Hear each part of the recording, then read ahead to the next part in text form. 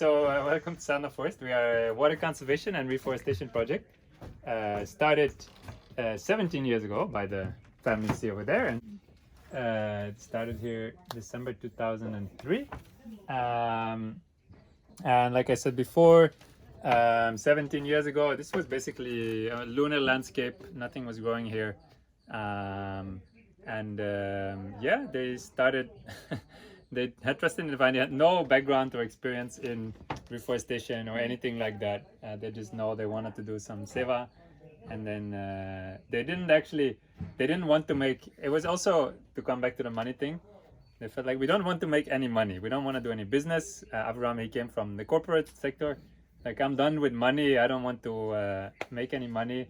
And then somebody joked, "Oh, if you don't want to make any money, just do indigenous reforestation." And he said, "Okay, I'll do it. What is it? Can someone explain me?" And so they did. And of course, it's part of the reforestation effort that Arvil has been doing since the very beginning. Because this whole Tamil Nadu coastline from Vishakhapatnam all the way to Ramanathapuram used to be one tropical forest before colonization happened. It's called tropical dry evergreen forest. It's a tropical forest. It's dry throughout the year apart from the monsoon. This year was a bit exceptional. And it's evergreen, it doesn't lose its leaves. It's a unique forest, only found here and in the north of Sri Lanka. Yeah, they decided to bring this forest back because, of course, we need forests, we need trees for the air we breathe, for the water, the animals, the climate, and it's a great seva to do for future generations. I was reading this book the other day about this. Tribal people. I don't remember where we said, like, everything you do, think how it will affect the coming 7 generations. Yeah, you can see here. This is what it looked like in the very beginning. There was nothing growing here. I think this is the hut we are in right now. This was the main hut. This is a plantation, and this is a aerial photo done 2 years ago, I think. This is the structure where we are in now. Yeah, during colonization, this whole forest was cut down. It led to, once you cut down the forest, especially in a dry tropical area, it leads to a vicious cycle. It gets very hot. Because trees are AC, they cool down the climate. The sun bakes the earth becomes very hard, then it rains. Forests are sponges, they hold water. You take the forest away, water runs off erosion into the sea. During rainy season, the sea here is actually red from all this red clay. It was like, we have like big canyons on our land, like 2 meters deep. It's all erosion. You can even find old fossils there if you look well. Yeah, and then it becomes harder and harder for the trees to grow, especially these indigenous trees that don't grow in these dry, harsh conditions. Then the climate heats up. There's less rain because forests actually attract rain because they evaporate water. They cool down the climate. And so now we are here. There were no birds here when they came. Now we have over 90 species of birds. We have civet cats, we have monitor lizards this big, we have porcupines, and many kinds of snakes and so on. But I mean, water conservation and reforestation is just kind of the entry point. Actually, what we're trying to do, is to embody this value of human unity that we work around in Oroville, and to live in a way that we feel is compassionate, in harmony with nature, in harmony with each other. So we're like a community. We're a volunteer community. Anyone can come and stay here and volunteer. Now with pandemic, of course, a bit restricted. Anytime, you don't need to book. You can just walk in. Sometimes people call and say, "Can I come? And what do I need to do?" And nothing, just come. And they're like, so in their mind, they have to like book, arrange this, that, and no, just come. We don't even need to know beforehand. And like by itself, they never planned to have volunteers. They just showed up by themselves. Like after 5 days, they had the first volunteer, and they had volunteers ever since, every night. So Yeah. So it's built like community. We live like community. You see, we eat together. We work together or do seva together.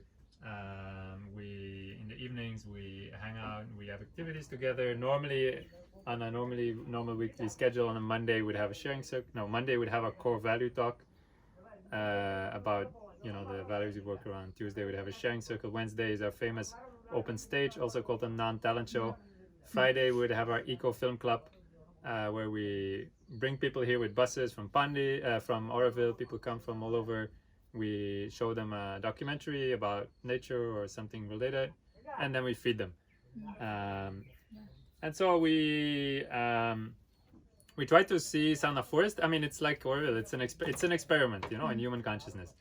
And the experiment for us is to see how we can engineer in a practical way also, not just by meditation. We don't have any organized meditation here. You can meditate if you want, but the idea is how in a practical way do we engineer compassion? How we live in a way that everything we do, go to the toilet, how we take our food, how we move about, everything, we try to bring compassion, this compassion into it. So we wash our hands. You've seen the hand washing stations. They use the toilets. The way we eat together. It's all centered around this. So we practice gift economy, or as much as we can. So everything we offer is offered as a gift. We don't want anything in return. And the community is made possible by the gifts of others who give their time to volunteer, their money or other connections or anything. The only exception to that is that we ask the volunteers to contribute for their food, for different practical reasons. Otherwise we'd become sort of a free hostel in Oroville, which would lead to other complications. But if people don't have money, then it's not an issue. Then if they are motivated, then we don't turn anyone away for lack of funds. And the contribution is for the food, and also for the we provide biodegradable toiletries, so we don't use any chemicals in the compound. It's kind of built on permaculture. I don't know if you heard about permaculture. We don't use that term because we only found out later that what we were doing was called permaculture, where we have this image in our heads that humans and nature don't go together well, and if you want nature, you have to get away from humans. This is this conception we modern people have, while actually what we're seeing here is not true. We are part of the forest, and we, by being here, are regenerating the forest, and the greenest area is the compound where we live. And one of the reasons is that all the water flows back into the garden, and so we're actively we are we are nature. We're overcoming this separation. And another thing we practice is a vegan diet. There's a very practical reason also, because number one reason in the world for deforestation is animal farming.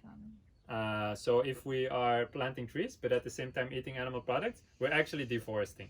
The net result is deforestation. So that doesn't make sense for us. And this is also the vision of our founders, and what we try to do is we try to connect the dots, which is an effort which never ends. It's not like it's a sadhana. That's why it's called also sadhana. Sadhana,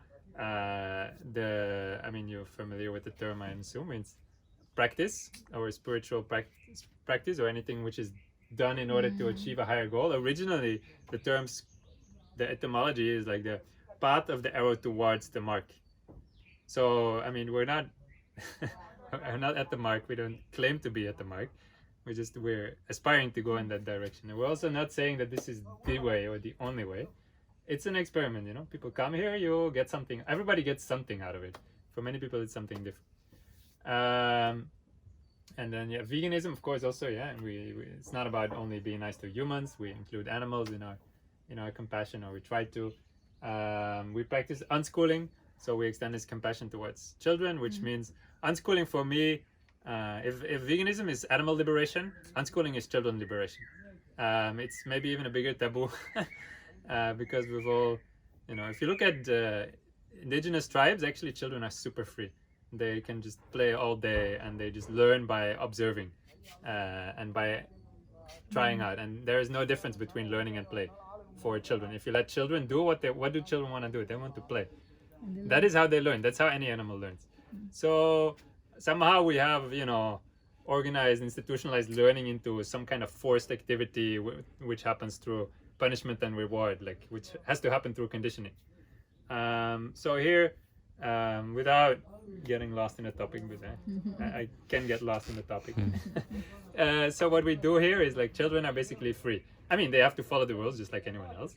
But if they mess up, we don't use our power of our physical power or our authority, or because we're older. We will, just like we always say to our volunteers, treat any child like you would treat any other adult. You don't shout at them, you don't hit them, you don't tell them don't do this. If they do something you don't like, you go, you explain, you have a conversation, and it works. It takes some time sometimes, and it's very difficult because we have to uncondition ourselves also, because we are the ones actually who need to unschool first before the child doesn't need to unschool. It knows perfectly what to do by itself. Unschooling is like, seeing the child. It's a seed. It has all the potential in it. It just needs the good environment to grow. I study Zen, and in Zen there is a saying: the grass doesn't grow by pulling on it. We can pull the grass, but it won't grow faster. So we have families that live here. Sometimes their kids are join the seva or not. They play. Sometimes they host some kind of workshops. Sometimes, like Osher, the elder daughter of the founding family, she went to school. She went to high school. She was very disappointed at first because she didn't feel like she was learning much there. The younger daughter doesn't go to school. She wants to focus on her dance and gymnastics. She's super serious about it. Super passionate. The kids can be super passionate. They can really. The problems in school, if you're excited about something, after 15 minutes it ends, and you have to do something else. I don't know if you remember your childhood, but we all had these phases where we were really curious about something, and then just really wanted to go very deep. And kids have that naturally. So let's see what else we have here. We have also, in the spirit of gift economy, we have the tea shop I mentioned before. So where in non-pandemic times we offer our coconut masala chai to anyone who passes by, the local villagers, people from Oroville, guests, volunteers. That's a bit the general history. Then Haiti and Kenya, we also have projects. We recently started a new project just a few months back in Megalia. So in Haiti and Kenya, it's a bit a different story.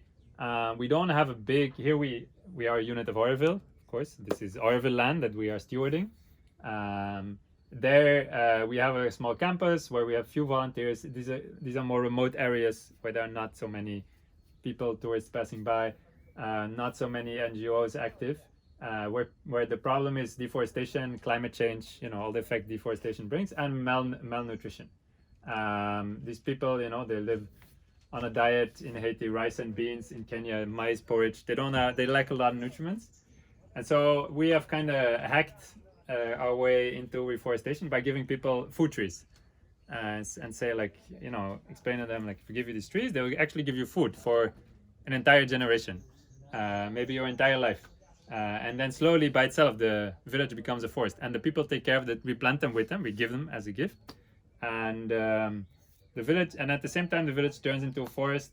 The people take care of the trees, because in Haiti the big problem is people chop down wood for charcoal. It's one of the few ways some people can make a living there. In Kenya, they're actually traditionally nomadic tribes with a lot of herds, so the animals would eat anything you plant. So that's how, at the same time, planting a tree is easy. You can plant 1 million trees, no problem. But having them grow into a forest which is diverse, which is rich, which is abundant, which regenerates the ecosystem, that is a whole other matter than just planting 1 million trees. So you can if you just you can hire labor and plant 1 million trees, and then that's only the very beginning. Aviram always says starting a project is very easy, sustaining it, that is the most difficult thing. So in Megalia, the project we have now is still slightly different. We're going around with a bus. We turn an old bus into a kind of living space. and small, and then we go from village to village, and we do water conservation, reforestation, food forestry. We see what the needs are in different villages, and then we support them there. And we are supported by the local government there also. So charging power here is only in the afternoon. I forgot the hours, between 2 and 5. Yeah, till 5. Yeah, between 2 to 5 people will charge their phones. And so we are very conscious about what we use electricity for. What's a priority for us? 2 to 5 is enough. You don't need to be on your phone the whole day. We don't want to encourage that. Also, that space where we eat is an electronics free space. We're not against electronics as such. It's an experiment. We want to make people more conscious about how we use, create also this etiquette around it, like people can be very absent if we get lost in these tools. So there is only also electricity in this main building. There's lights in the toilets and then in the kitchen and in these offices here, and that's it. There's no electricity in the dorms. We don't want people to sit in their bed and watch Netflix. We want them to come here. They can watch Netflix somewhere else. This is not the idea of the place. We want to engineer it in such a way that people actually come together. Like it used to be, and before there was TV and whatnot. So again, we don't use chemicals. We try to, like in nature, reuse everything: the ashes from the fire, the coconut from the food. Because that's how nature works. Everything is, there's no waste in nature. Waste is human Resource invention. at the wrong place. Waste is resource at the wrong place. Yeah, waste, or I see waste is engineering malfunction. If you have waste, there is Design. yeah. So there are solar panels. We're off the grid. Also for water, we're off the grid. All the water we have is what we pump up from the aquifer, and the water that's in the aquifer is what we have collected through our water conservation work. At the first 6 years we were here, the water table went up 6 meters, which actually replenished some of the wells in the forest, in the village, and then the villagers had water again. And it was not until we did, wait, maybe I'll show you about the water conservation. So how does this water conservation work? In the beginning, trees wouldn't grow so much here because there was not enough water. The trees couldn't tap into the groundwater. So we knew we had to work on the water conservation. And of course, we learned many of these techniques from Oroville. So many of the things you will see, like here, there are ponds we dug. In the rainy season, this will all get filled with water. So the idea is to stop the water from running off. Water running over land means erosion, means loss of nutrients, is no good. In a forest, there is no erosion because the canopy slows down the water. There's a very thick humus layer which can absorb a lot of water, and then it percolates into the aquifer. So you want to stop the water as much as you can. Like for instance, there you see what we call a bund. It's like a speed bump. We have 70 acres of land. We have 20 kilometers of bunds. And, they're always on contour lines, so they on the same height. So they stop the water, and it's like it's an intricate network where everything is interwoven. Like that bund directs the water to that small pond there, where it's actually a lemon tree, so it feeds the lemon tree, so we can have lemons. I'll show you some more features later on. I've already said we don't have taps so much, only for maintenance. And then if people want to take a shower, there's a tap there. They can take a bucket. The shower is over there. That's consciously done so. Because then people we used to have a hand pump, but actually the water table around Oroville is falling dramatically. Not because of Oroville, but we are sharing this with the wider region. And I mean anywhere across India. Like in 10 years, half of India will have water scarcity. They are predicting. They say this was a very good monsoon season, but within a few years, even Oroville might be without water. Now they're already in the center of Oroville drilling 90 meters deep to the third layer of the aquifer. We were at 40. We had our hand pump, which was only at 10, but there was no water there. We drilled until, I don't know, 90, until 30 meters, no water. Yeah, people have to carry the water all the way. The first time the bucket is totally full.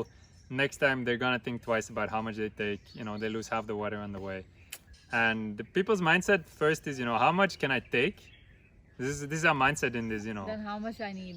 Yeah, this in our economic system. If you read any modern economy handbook from after the 1940s, it will say, and it's by definition, you know, it's not a secret. Our economic system is built on scarcity, on the idea of scarcity. It's a competition for scarce resources. Economy they'll define as something like the behavior of humans in order to maximize their own profit based on scarce resources.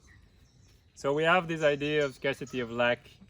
So we take all we can, and then after a while, you know, you start to experiment. How much water do I need for a shower? Which is maybe only a few liters. And then some people, they stop showering completely, but that's another story. They only go to the mud pool. Also, all the huts are made of only natural materials, which are locally sourced. Again, it's all reusable. If the roofing comes down, we can use it as kindling. Have you seen the rocket stoves in the kitchen? Not yet. I'll show that. I'll show that on the way back. It's used as firewood. Yeah, So we use these rocket stoves, which are like super efficient wood stoves. They're like 50% more efficient than a normal what they use in the village. You know, 3 bricks. And we only use waste wood from the forest or from constructions that have come down. So we're not putting extra carbon in the atmosphere, and it gives a really nice flavor to the food. This is the secret ingredient of Salna Forest. This is the secret ingredient of our food. This kind of smoked barbecue flavor. So we host all sorts of people from all over the world. On a usual year, we'll have more than 1,000 volunteers from around 50 different countries, 25% of whom will be Indian. We host a lot of young people, but also families. Families will get a hut like this one. And then the volunteers will stay in a dorm. The long-term volunteers, they have their own hut. Also couples and older people, we also give their own hut. I'll show you later. Some more of our community members. This is a Gaushala. Yeah, so this is a vegan Gaushala. Like I said before, we are vegan here, which means we don't eat animal products or use animals in any kind of way. So these are animals which we saved from the dairy industry. Mainly, people say, you know, I'm vegetarian, I don't want to kill animals. That's indirectly, that's actually not so much true, because what is done with a dairy cow, if a dairy cow needs to give birth to a baby in order to be pregnant and have a baby and have milk. If this baby is a girl, it will become another dairy cow. It will have. What is that? Cloth. So in the industry, bulls which were useless to the farmer, or they are cows which had injuries, because of which they no longer give milk. And we have about 14 cows, and they're part of our community. We feed them, we let them roam around in here. This area is also, they have an enclosure back there as well. This area is our children's land. So this is also in the spirit of the unschooling. This is a children's playground. It's made of recycled tires. Every weekend we host groups of children here from local schools, orphanages, the villages. They can come and play here, and they're free to do whatever they like. We just, you know, there's a small kitchen, they can cook, they can play, there is some arts and crafts. There is the mud pool in which they can swim. And, you know, it's for many of them, it's one of they can't be so much in nature, and they can also really be free. You know, the people we have most problems with are the teachers. If teachers come along, you know, then because they are still like in the controlling kind of habit.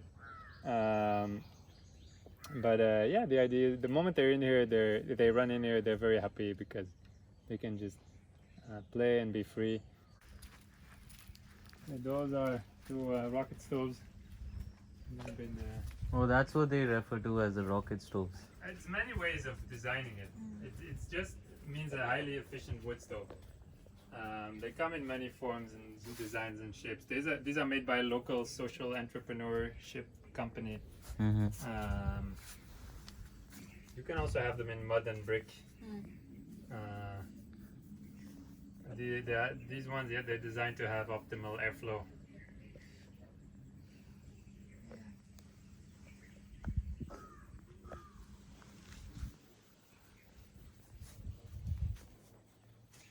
And these bicycles can also generate power if we're in monsoon and there is no sun. Then if we cycle for a few hours, we can generate enough electricity to power our eco-film club. Okay. Power what? Our eco-film club on Friday night. Oh, yeah. How many dogs and cats do you have? There's about 10 dogs and the same amount of cats. All of whom just came here, volunteered to come here and then didn't leave. they just came on their own and stayed. This is one of the leaves we had for lunch, and also that one there.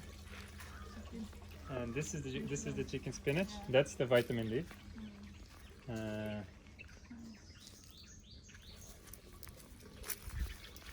You've seen also the library. That's a second dorm. Yeah, this roof is made of recycled Tetra Pak. That other roof is made of recycled rubber tires.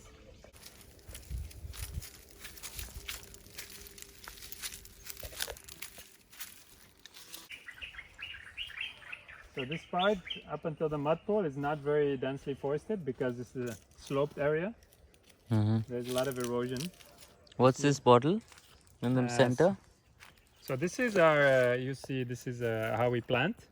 So it's very hard for these trees to survive in these conditions because, you know, they are not, this is like a desert condition, while these trees are actually, you know, tropical forest trees.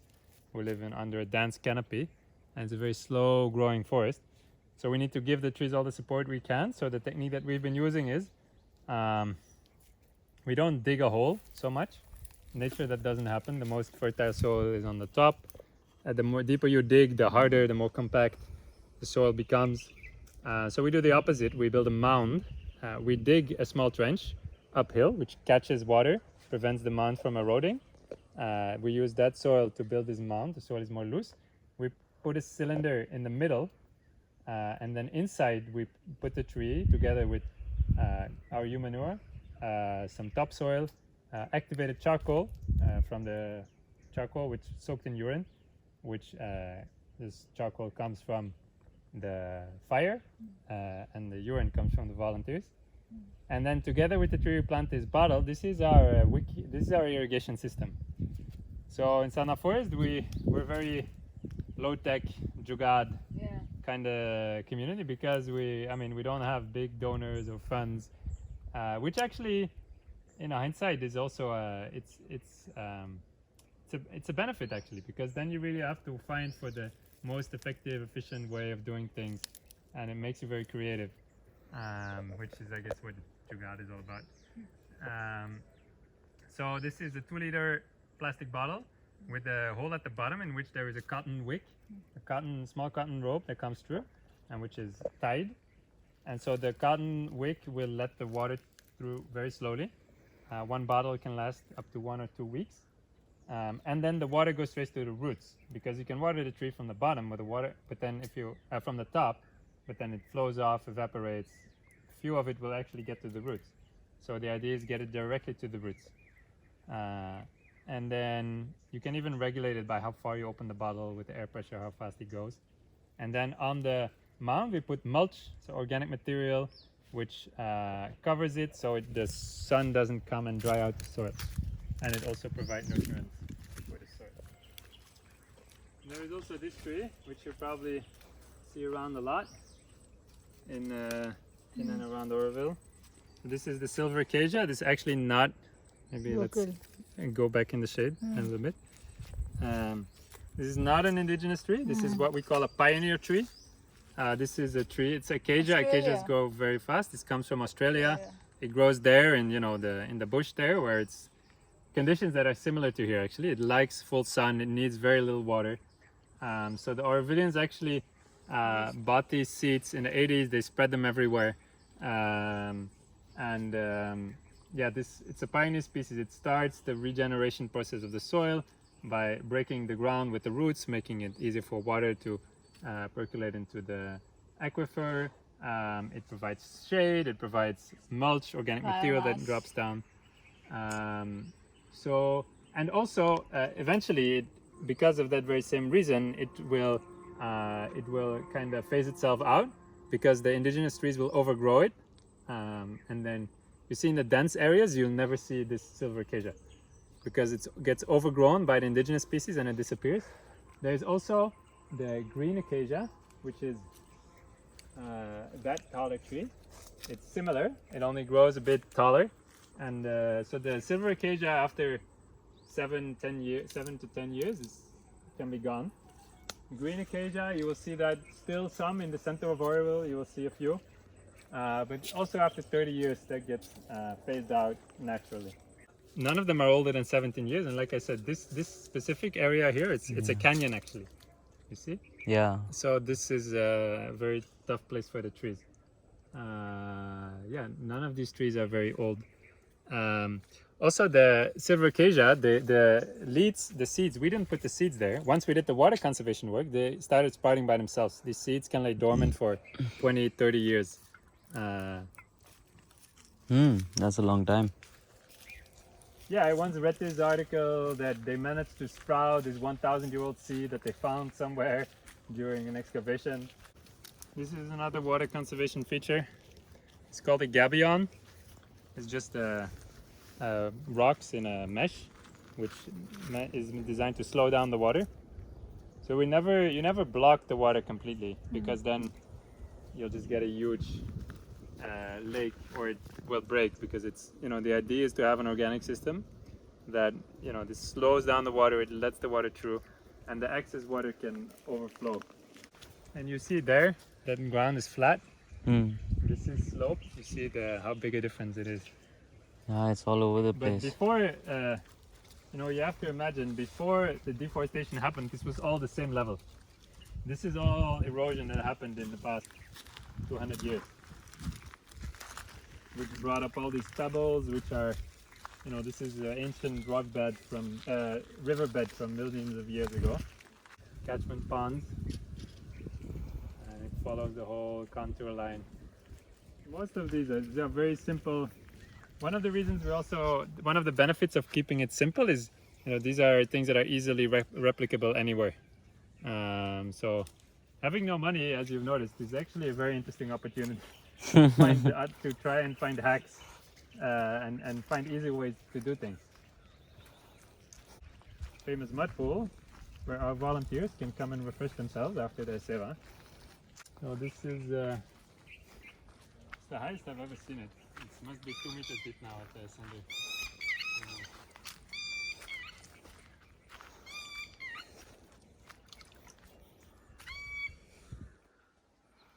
And the mud is really good. You can give yourself a mud bath. Good for skin, it's good for hair. So this is how many animals wash themselves, and many of our volunteers also. I think this is all one monsoon. As you see, we've made a bund here. We didn't have enough volunteers to maintain everything. So this wasn't here last time I was here. It's from one heavy monsoon season. And there is also a saying in English: a farmer's feet are the best fertilizer. Just by walking barefoot, you already get a lot of information about the state of the land. And this is our secret office, our global office of it's our international headquarters. It's a total mess. Nobody has worked here for the past half year.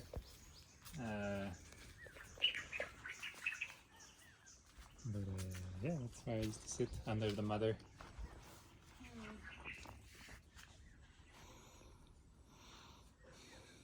was like, no, I'm moving into Oroville. I'm gonna have a nice chair and table.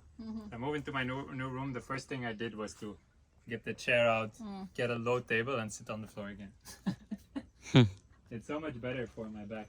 I like that they portion it for people. This is also good. It's also nice. Sadhana forest lunch. Nice.